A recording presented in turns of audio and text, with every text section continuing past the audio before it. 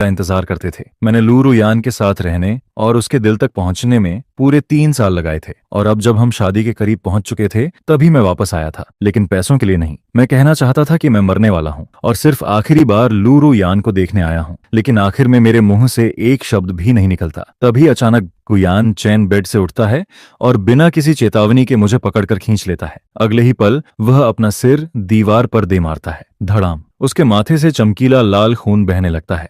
उसी समय लू रुयान कमरे में दौड़ती हुई आती है। वह फौरन गुयान चेन को संभालती है और घबराकर पूछती है, एचन, तुम ठीक हो? जिस पर गुयान चेन कांपती आवाज में कहता है, रुयान, लिनबे ने मुझे धक्का दिया। यह सुनकर मैं वहीं जम जाता हूँ। मैंने कभी नहीं सोचा था कि गुयान चेन मुझ पर ऐसा झूठा इल्जाम लगाएगा। मैं कुछ समझाने ही वाला था कि तभी धड़ाम। लू रुयान मुझे जोरदार लात मारती है। अगर अचेन को कुछ हुआ तो मैं तुम्हारी जान ले लूंगी। यह कहकर वह तुरंत गुतियान चेन को हॉस्पिटल लेकर चली जाती है। मुझे नहीं पता कितना वक्त गुजर गया। फिर बटलर कुछ लोगों को लेकर कमरे में आता है। जिस तरह वे मुझे पकड़कर ले जाते हैं, ऐसा लगता था जैसे मैं कोई बड़ा अपराधी हूं। हॉस्पिटल पहुंचने पर गुयान चेन के सिर पर बैंडेज बंधी हुई थी। वह बेड पर कमजोर बनकर लेटा था। लू रुयान की आंखों में उसके लिए चिंता और दर्द भरा हुआ था, लेकिन जैसे ही उसकी नजर मुझ पर पड़ती है, वह दर्द तुरंत नफरत में बदल जाता है। घुटनों के बल बैठो और अचैन से माफी मांगो। जिस पर कई लोग मुझे पकड़कर जबरदस्ती घुटनों पर गिरा देते हैं। मैं अब संघर्ष करना छोड़ चुका था। मेरी आंखों में सिर्फ मौत जैसी खामोशी बची थी। मैं शांत आवाज में पूछता हूं, अगर मैं माफी मांग लूं तो क्या तुम मुझे जाने दोगी? मैं शारीरिक और मानसिक रूप से बहुत थक चुका हूं। अब मैं सिर्फ किसी शांत जगह पर जाकर अपनी मौत का इंतजार करना चाहता हूं। मेरी बात सुनते ही लू रुयान का दिल अनजाने में कांप उठता है, लेकिन अगले ही पल वह बेड के पास रखा कप उठाती है और पूरा पानी मेरे चेहरे पर फेंक देती है। तुम्हें मुझसे शर्त रखने का कोई हक नहीं है। जो कर्ज तुम मुझ पर छोड़ गए थे, उसे तुम इस जिंदगी में कभी नहीं चुका सकते। जिस पर मैं हल्की मुस्कान के साथ कहता हूं, मैनेजर लू, तुम्हें तो मजाक भी बर्दाश्त नहीं होता। लवर्स हर दिन ब्रेकअप करते हैं, तो फिर मैं तुम्हारा कौन सा कर्जदार हो गया? यह सुनकर लू रुयान का चेहरा गुस्से से भर जाता है। तुम्हारे पास दिल ही नहीं है। इसे पकड़ो, इसका सिर जमीन पर मारो और अचेन से माफी मंगवाओ। जिस पर लोग मेरा सिर पकड़कर जोर जोर से फर्श पर मारना शुरू कर देते हैं। 1 बार, 2 बार, 3 बार। मेरा माथा सूज जाता है, खून बहने लगता है, लेकिन फिर भी कोई नहीं रुकता। आखिरकार गुयान चेन बोलता है, रुयान, मैं अब ठीक हूँ, इसे जाने दो। जिस पर लू रुयान कहती है, आचेन, इसका इरादा बहुत बुरा है। इसने तुम पर हाथ उठाने की हिम्मत की है। तुम इसे लेकर नरम मत पड़ो। गुयान चेन धीरे से सिर हिलाता है। मैं इसके लिए दया नहीं दिखा रहा। मैं चाहता हूं कि तुम खुद को आजाद कर लो। रुयान, 3 साल हो गए हैं। तुम्हें इसे भूल जाना चाहिए। यह सुनकर लू रुयान तुरंत कहती है, आचेन, ज्यादा मत सोचो। मैं अब उससे प्यार नहीं करती। मैं सिर्फ उस दिलहीन आदमी से बदला लेना चाहती हूँ। बस इतना ही। सच में? बिल्कुल। मैं वादा करती हूँ, हमारी शादी से पहले मैं इसे हमारी दुनिया से हमेशा के लिए गायब कर दूंगी।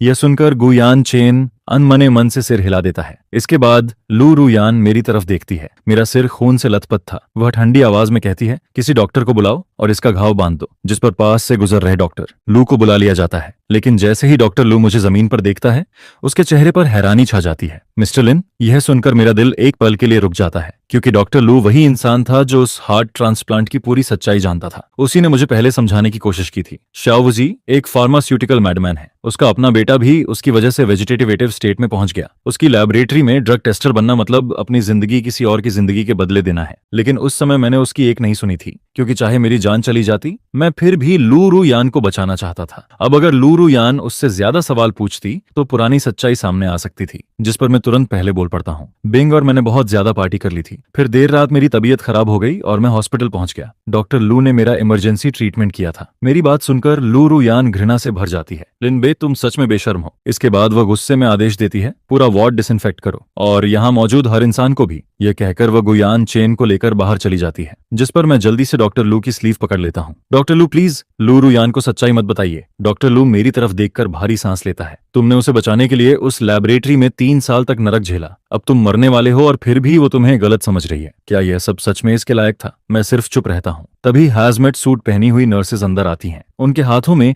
डिसइंफेक्टेंट स्प्रे था। वे पूरे कमरे और मेरे शरीर पर लगातार स्प्रे करने लगती हैं। गाढ़े धुएं जैसी गंध मेरे गले में भर जाती है। मैं जोर जोर से खांसने लगता हूँ। मेरी आंखों से आंसू बहने लगते हैं। यह देखकर डॉक्टर लू गहरी सांस छोड़ता है। फिर मुझे एक टिश्यू देता है और मेरे माथे का घाव साफ करके दोबारा बैंडेज बांध देता है। इसके बाद अगले कुछ दिनों तक लूरू यान कोई बहुत अजीब काम नहीं करती।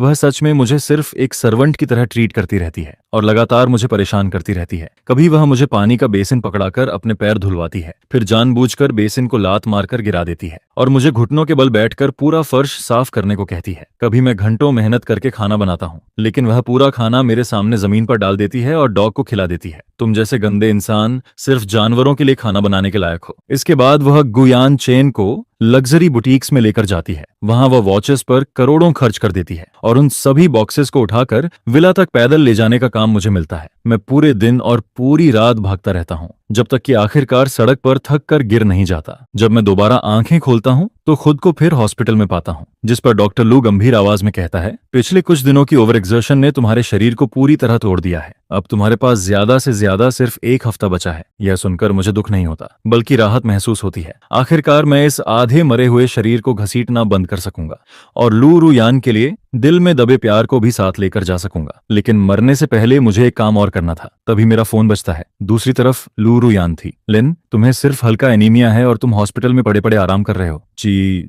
जल्दी रोमांटिक वेडिंग ड्रेस शॉप पहुंचो, आचन को कपड़े बदलने में मदद करनी है। जिस पर मैं बेड से उठता हूँ और शॉप की तरफ निकल पड़ता हूँ। क्योंकि मेरा चेहरा बहुत ज्यादा पीला और डरावना लग रहा था, इसलिए मैं एक नर्स से हल्का मेकअप करवा लेता हूँ ताकि कोई मेरी हालत न समझ सके। जब मैं शॉप पहुंचता हूँ तब तक लू रुयान और गु यान चेन वेडिंग ड्रेस और ट्यूक्सिडो पहनकर फिटिंग रूम से बाहर निकल चुके थे। लैवेंडर कलर की वेडिंग ड्रेस लू रुयान की खूबसूरती को और भी ज्यादा निखार रही थी, जिस पर पास खड़ी शॉप असिस्टेंट्स तारीफ करते हुए कहती हैं, ये वेडिंग ड्रेस सच में बहुत खूबसूरत है। सुना है इसे मैनेजर लू ने खुद डिजाइन किया है। हाँ, मैंने सुना है कि इस ड्रेस पर बना लैवेंडर पैटर्न प्रोवेंस की ओरिजिनल डिजाइन को स्टिच बाय स्टिच कॉपी करके बनाया गया है। यह सुनकर मैं वहीं खड़ा रह जाता हूँ। मेरी आंखें धीरे धीरे नम होने लगती हैं, क्योंकि यह वही ड्रेस थी जिसे मैंने कभी लू रुआन के लिए डिजाइन किया था और अब लू रुयान ने सच में उसे बनवा दिया था। लेकिन जिस इंसान से वह शादी करने जा रही थी वह अब मैं नहीं था। उधर लू रुयान बड़े प्यार से गुयान चेन के बाल ठीक करती है। फिर वह पलटकर मेरी तरफ देखती है। जैसे ही उसकी नजर मुझ पर पड़ती है, उसके चेहरे का भाव बदल जाता है। तुम्हारा कॉम्प्लेक्सियन तो काफी रोजी लग रहा है। लगता है डॉक्टर के साथ मिलकर बीमारी का बहाना बनाया था। जिस पर मैं हल्का सा मुस्कुरा देता हूँ। वह मेरी सच्चाई समझ चुकी थी।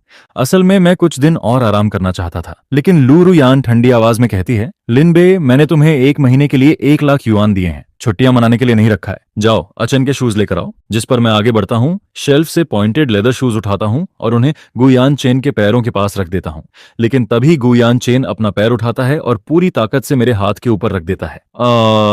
मेरे मुंह से दर्द भरी चीख निकल जाती है, जिस पर वह बनावटी हैरानी दिखाते हुए कहता है, ओह सॉरी, मेरी नजर फिसल गई थी, मैंने ठीक से देखा नहीं। वैसे भी ये सिर्फ एक सर्वेंट ही तो है। यह सुनकर लू रुयान बिल्कुल शांत रहती है। इस पर पैर रख दिया तो क्या हुआ? क्या इसके लिए भी माफी मांगनी पड़ेगी? इसके बाद लू रुयान आगे बढ़ती है और गुयान चेन का हाथ पकड़ लेती है। उधर गुयान चेन की आंखों में साफ साफ प्यार दिखाई दे रहा था। एक शॉप असिस्टेंट भी बड़ी समझदारी से आगे आती है और लू रुयान की वेडिंग ड्रेस का ट्रेल ठीक करने लगती है, जिस पर कुछ लोग मुझे किनारे धकेल देते हैं। मैं चुपचाप वहां से निकल जाता हूँ। लेकिन कुछ ही कदम चला था कि पीछे से किसी ने मेरी बांह पकड़ ली। मैं पलटकर देखता हूँ, वह लू रुयान थी। वह मुझे पास के लाउंज में खींच लेती है और रास्ता रोककर खड़ी हो जाती है। लिनबे, अगर तुमने उस समय चीट नहीं किया होता तो आज यह सब तुम्हारा होता। अब तुम्हें पछतावा होता होगा, है ना? पछतावा, ये शब्द सुनते ही मैं कुछ देर के लिए खामोश हो जाता हूँ। अगर मैंने ड्रग टेस्टर बनने का फैसला नहीं लिया होता तो मुझे वो 3 अंधेरे और निराशा से भरे साल नहीं झेलने पड़ते। मैं मौत के इतने करीब भी नहीं पहुंचता। लेकिन अपने सामने खड़ी जिंदा और स्वस्थ लू रुयान को देखकर मुझे लगता है कि यह सब इसके लायक था। जिस पर मैं धीरे से कहता हूँ, नहीं, मुझे कोई पछतावा नहीं है। यह सुनकर लू रुयान की भौहें सिकुड़ जाती हैं। क्यों? तुमने पैसों के लिए मुझे छोड़ दिया था। अब मेरे पास पैसा भी है और स्टेटस भी, फिर तुम्हें पछतावा क्यों नहीं होता? जिस पर मैं शांत आवाज में जवाब देता हूँ, कोई खास वजह नहीं। मैं अपनी जिंदगी में किए किसी भी फैसले पर पछतावा नहीं करता। इसके बाद मैं एक बैंक कार्ड निकालता हूँ। यह बाकी के 64,000 युआन है। मैं तुम्हें वापस कर रहा हूँ। आज से मैं तुम्हारा सर्वेंट नहीं हूँ। लू रुयान, हमारा रिश्ता खत्म हो चुका है। यह कहकर मैं कार्ड उसके हाथ में रख देता हूँ और मुड़कर जाने लगता हूँ, क्योंकि मुझे डर था कि अगर मैं कुछ देर और वहां रुका तो अपने जज्बातों पर कंट्रोल नहीं रख पाऊंगा। लेकिन जैसे ही मैं डोर हैंडल पकड़ता हूँ, अचानक लू रुयान पीछे से दौड़कर आती है और अपनी बाहों से मेरी कमर को कसकर पकड़ लेती है। अगले ही पल वह मुझे दीवार से दबा देती है। लिनबे, क्या तुम्हें लगता है कि मैं अभी भी वही 3 साल पहले वाली मासूम लू रुयान हूँ? क्या तुम्हें लगता है कि तुम जब चाहो चले जाओगे, जब चाहो मुझे छोड़ दोगे? उसकी आवाज में गुस्सा भी था और दर्द भी। लेकिन तभी दरवाजा अचानक खुल जाता है। गुयुयन चेन ग्रूम सूट पहने दरवाजे पर खड़ा था और हमारी हालत देखकर उसकी आंखें अविश्वास से फैल जाती हैं। यह देखकर लूरू यान को जैसे होश आता है। वह तुरंत मुझे छोड़ देती है, फिर अपराध बोध से गुयान चेन की तरफ देखने लगती है। एचिन, लेकिन गुयान चेन कुछ नहीं सुनता। वह कुछ कदम पीछे हटता है और फिर मुड़कर भाग जाता है, जिस पर लूरू यान तुरंत उसके पीछे दौड़ पड़ती है। उन दोनों के जाने के बाद मेरे शरीर की सारी ताकत जैसे खत्म हो जाती है। मैं धीरे धीरे दीवार के सहारे नीचे फिसल जाता हूँ। फर्श पर बैठकर अपना चेहरा दोनों हाथों से ढक लेता हूँ, लेकिन फिर भी आंसू मेरी उंगलियों के बीच से बाहर निकल आते हैं। मैं साफ महसूस कर सकता था लूरू यान अब भी मुझसे प्यार करती थी, लेकिन मैं उसके प्यार का जवाब नहीं दे सकता था क्योंकि मैं मरने वाला था। भगवान, आखिर आप मुझे और लूरू यान को इतनी सजा क्यों दे रहे हैं? उधर दूसरी तरफ जैसे ही गो यान चेन वेडिंग शॉप से बाहर निकलता है, एक तेज रफ्तार कार उसकी तरफ बढ़ती है, लेकिन आखिरी समय पर लूरू यान उसे खींचकर पीछे कर लेती है, जिससे उसकी जान बच जाती है। यह देखकर गो यान चेन कांपती आवाज में पूछता है, तुमने मुझे क्यों बचाया? ऐसा करती तो तुम खुलेआम लिन बे के साथ रह सकती थी। जिस पर लूरू यान गहरी सांस लेती है। अचेन, मेरी बात सुनो। मैं नहीं सुनना चाहता। अचेन, मैं सच में तुमसे शादी करना चाहती थी, लेकिन जिस दिन लिनबे मेरे सामने वापस आया, उस दिन से मेरा दिल मेरे कंट्रोल में नहीं रहा। मैं उससे नफरत करती हूँ, लेकिन उससे कहीं ज्यादा मैं उससे प्यार करती हूँ। अगर मैं अभी तुमसे शादी करूं तो यह तुम्हारे साथ भी नाइंसाफी होगी। यह सुनकर गो यान चेन की आंखें लाल हो जाती हैं। रुआन, मुझे इंसाफ नहीं चाहिए। मुझे सिर्फ तुम्हारे साथ रहना है। लिनबे तुम्हारे प्यार के लायक नहीं है। जब तुम्हें उसकी सबसे ज्यादा जरूरत थी तब उसने तुम्हें छोड़ दिया। मैं हमेशा तुम्हारे साथ रहा हूँ, फिर तुम मेरी तरफ क्यों नहीं देखती? मैं तुमसे पूरे 5 साल से प्यार करता हूँ। जिस पर लूरू यान की आंखें भर आती हैं। लेकिन मैं लिनबे से 18 साल से प्यार करती हूँ। जब मैं 7 साल की थी और ऑर्फनेज में उससे पहली बार मिली थी, उस दिन उसने मुझे एक कैंडी दी थी। उस रात मैं चुपके से रो